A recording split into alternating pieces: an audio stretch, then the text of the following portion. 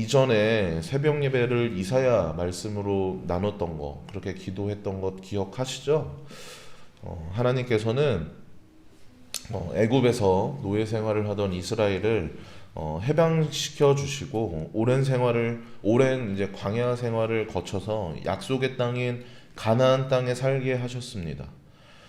가나안 땅은 그렇게 이스라엘 백성들에게 하나님께서 선물로 주신 그 약속의 땅입니다. 그 땅에서 이스라엘 백성들은 하나님의 백성으로서 그렇게 살아가야 했고요. 왕이신 하나님을 바라보고 의지하며 살아가야 했습니다. 하지만 그들은 어떻게 살았습니까? 각자 자기 소견에 오른 대로 살면서 이방인들을 따라서 그 세속적인 삶을 살아가고 가나안 땅의 허다한 우상에 절하였습니다. 그렇게 하나님 앞에 죄를 쌓던 이스라엘은 결국 하나님의 심판을 면치 못하는데요. 하나님은 그런 이스라엘을 그렇게 하나님 앞에서 죄를 쌓으며 세속적인 삶을 살아가고 그리고 우상에 절을 하는 이스라엘을 심판하시기로 정하셨습니다. 열강들을 사용하셔서 이스라엘을 벌하시고 결국에는 바벨론이라는 나라를 통해서 이스라엘을 멸망시키셨습니다. 그때 그렇게 그들이 멸망되어질 때 그렇게 자랑하던 예루살렘도, 그들의 자랑이었던 예루살렘도 함께 무너졌습니다. 이스라엘 백성들은 그렇게 자신들의 죄의 대가로 바벨론의 포로로 끌려가고 나라 없는 그런 삶을 살아야 했습니다. 이것이 오늘 읽은 우리 이 본문 말씀의 배경이 되는 이스라엘의 역사인데요. 그렇게 일부는 바벨론 땅의 포로로 그렇게 끌려가고 그리고 일부는 식민지가 된 그 나라에서 이렇게 살아갔는데 이스라엘 백성들이 그 시간들을 어떻게 버텼냐면요. 하나님께서 이 고난을 반드시 끊어주시리라는 그 믿음으로, 그 소망으로 버텨냈습니다. 처음에 그들은 물었습니다. 하나님 앞에서 도대체 어떻게 하나님의 백성에게 이런 일이 생길 수 있냐며 원망하고 그리고 하나님이 진정으로 계신지 그렇게 물었습니다. 그들은 그 물음을 통하여서 그들이 당하고 있는 이 고난, 자신들이 겪고 있는 이 고난의 원인을 찾고자 했는데요. 그러면서 했던 것이 제가 좀 전에 말씀드렸던 그들의 그 역사, 애굽에서부터 가나안까지, 아브라함에서부터 지금 이 포로 시절까지 그렇게 그들의 역사를 곱씹으면서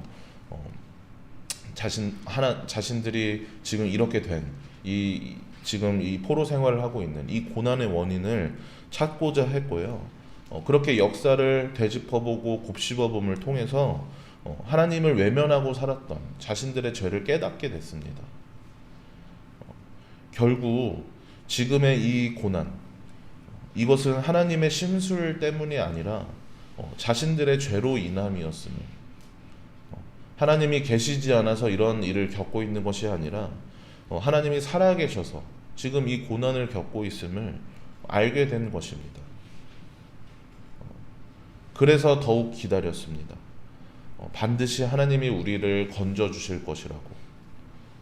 애굽의 손에서, 그 바로의 손에서 건지셨듯이 바벨론에게서 우리를 구원하실 것이라고 그 날을 기다리고 그 날을 소망하며 그렇게 일하시를 하나님을 기다리며 이 비참한 생활들을 견뎌냈습니다. 그렇게 그 시간들을 버텨내고 견뎌낸 저 이스라엘 백성들을 향해서 오늘 말씀은 어떻게 시작하나요? 우리 1절 말씀 한번 같이 읽어보겠습니다. 시작. 너희의 하나님이 이르시되 너희는 위로하라, 내 백성을 위로하라. 아멘. 네, 그 비참함을 견뎌낸 백성들을 위로함으로 시작하고 있고요. 이어서 2절 말씀을 우리 같이 한번 읽어봅니다. 시작. 너희는 예루살렘의 마음에 닿도록 말하며 그것에게 외치라. 그 노역의 때가 끝났고 그 죄악이 사함을 받았느니라. 그의 모든 죄로 말미암아 여호와의 손에서 벌을 배나 받았느니라 할지니라 하시니라. 아멘. 네, 죄로 말미암아 바벨론에 의해서 멸망되었던 그 이스라엘 백성들, 죄로 인해서 포로로 끌려가서 그 비참하고 억압된 삶을 살게 되었던 그 이스라엘 백성들, 이제는 그들의 죄가 사함을 받았다고 하고 있습니다. 그들의 노역이 끝났다고 그렇게 선포하고 있습니다. 하나님께서는 저 이스라엘 백성들에게 죄사함을 선포하고 계십니다. 고난을 겪어보셨다면, 이런 힘든 시기를 겪어보셨다면 아마 이스라엘 백성들의 마음을 이해하실 텐데요. 지금 겪고 있는 이 고난, 육신이 괴롭고, 고난으로 인해서 육신이 괴롭고 힘들어서 그것이 고통스럽기도 하지만, 더욱 우리를 고통스럽게 하는 것은 이 고난의 끝이 보이지 않는다는 것입니다. 마음 둘 곳이 없고 의지하고 기댈 곳이 없이 언제 끝날지 모르는 이 고난을 그렇게 견뎌야 하는 것, 그렇게 그 고난 가운데 있는 것이 이 고난을 견디기 힘든 이유입니다.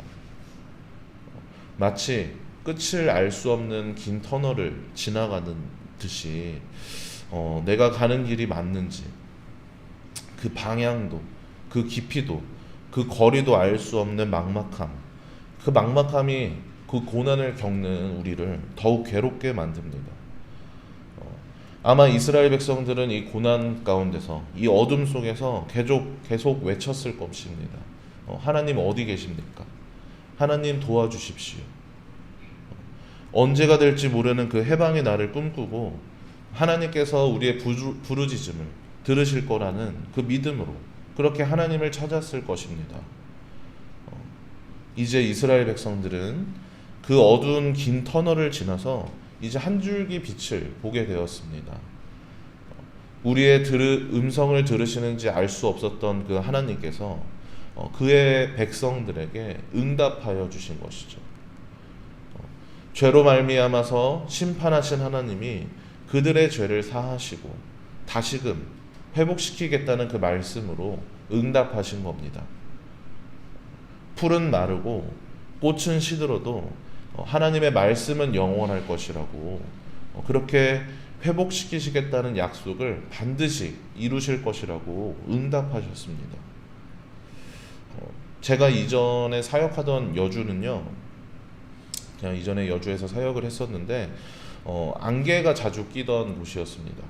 가보신 분은 그 지역에 대해서 아시는 분들은 거기가 안개가 되게 유명해서 아시는 분들은 아실 텐데요.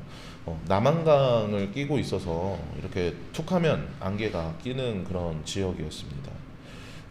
어느 날은 이렇게 보면요, 강에서 이렇게 안개가 올라오는 게 보여요. 이렇게 아지랑이 피는 것이 보이는 정도로 그런 도시였는데, 정말 안개가 심한 날은 한 치 앞도 보이지 않을 때가 있습니다. 그런 날은 이제 거기 사는 분들은 익숙해지셔서 잘 그렇게 보이지 않아도 이렇게 가다 보면은 가려고 하던 곳에 그렇게 도착하게 되는데요. 눈에 보이지 않게 되었다고, 그 안개로 인해서 우리의 시야가 가려지고 우리의 눈이 가려졌다고 해서 우리가 가려는 곳이 사라지는 것이 아닙니다. 다만 눈에 보이지 않을 뿐이지 가고자 하는 그곳은 그 자리에 그대로 있습니다. 그래서 한 치 앞도 보이지 않아도, 그렇게 눈이 가려져도 결국에는 그 목적지로 갈 수 있는 것인데요. 죄로 인해서 하나님이 보이지 않고 그 음성이 들리지 않고 내 삶은 여전히 고난 가운데 있더라도 하나님께서는 사라진 것이 아닙니다. 다만 그 죄로 인해서, 그 죄에 우리의 눈이 가려서 하나님을 보지 못할 뿐이지, 하나님은 여전히 그 자리에 계시는 분이십니다. 그렇게 이스라엘 백성들이 하나님은 어디 계십니까? 하고 부르는 그 외침을 하나님께서는 전부 듣고 계셨습니다. 그들의 눈을 죄가 가리고 있어서 보이지 않았을 뿐 하나님은 그들이 고난 가운데 신음하고 그렇게 힘겹게 버티는 그 모습들을 전부 지켜보고 계셨습니다.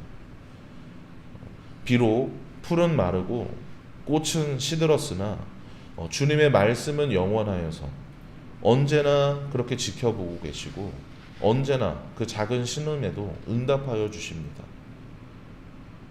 그리고 말씀하십니다. 저 이스라엘 백성들에게 하나님께서는 말씀하십니다. 9절 말씀을 제가 읽어드리겠습니다. 9절 말씀. 아름다운 소식을 시온에 전하는 자여 너는 높은 산에 오르라. 아름다운 소식을 예루살렘에 전하는 자여 너는 힘써 소리를 높이라. 두려워하지 말고 소리를 높여 유다의 성읍들에게 이르기를 너희의 하나님을 보라 하라. 너희의 하나님을 보라. 고통에서 신음하며 하나님을 찾던 저 백성들을 향해서 하나님을 보라 그렇게 말하고 있습니다. 이 말씀 이 부분을 다른 번역에서 찾아보면 이렇게 말합니다. 여기에 너희의 하나님이 계신다. 지금 먼 이방 땅에서 언제쯤 하나님이 구원해 주실까 그렇게 숨죽여 기다리는 그들에게 너희의 하나님이 지금 여기에 계시다고 말하고 있는 겁니다.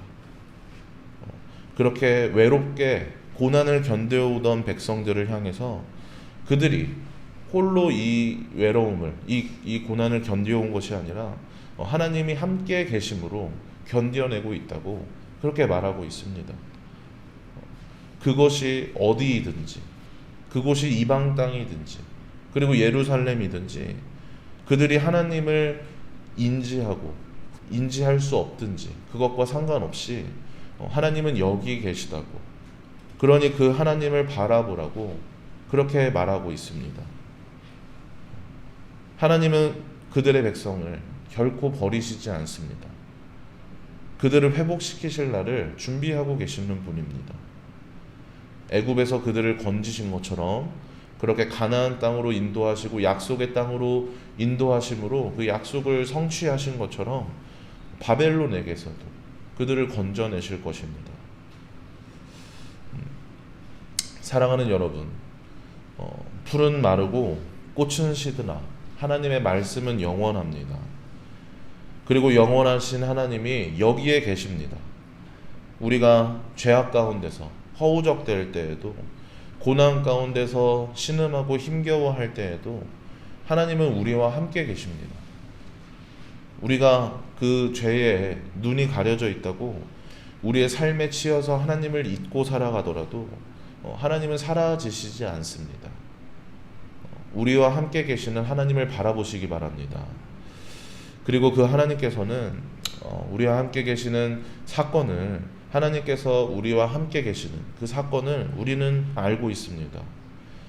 여전히 죄에 머물러 있던 그렇게 우리를 안타깝게 여기셔서 직접 이 땅 가운데 내려오신 그 성육신하신 예수님, 하나님이 우리와 함께하고 있음을 그 고난 가운데 함께하고 계심을 예수님의 성육신을 통해서 우리는 깨닫게 됩니다. 영원하신 하나님께서 우리가 어디에 가든지 언제나 우리와 함께 계신다고 그렇게 성육신을 통해서 우리에게 말씀하시는 겁니다. 그렇게 하나님을 바라보라고 하십니다. 우리의 죄를 사하여 주셔서 그렇게 우리의 가려진 눈을 다시금 보게 하신 그 예수님, 그 예수님을 묵상하는 이 대림절 기간을 우리는 보내고 있는데요. 이 대림절 기간 가운데 어떤 어려움에 있으시더라도 그리고 어떤 고난을 겪고 계시더라도 이렇게 기도하기 위해서 나와왔지만 하나님이 우리의 기도를 들으시지 않는 것처럼 그렇게 여겨지더라도 하나님을 바라보시기 바랍니다. 하나님이 여기 계심을 잊지 마시기 바랍니다.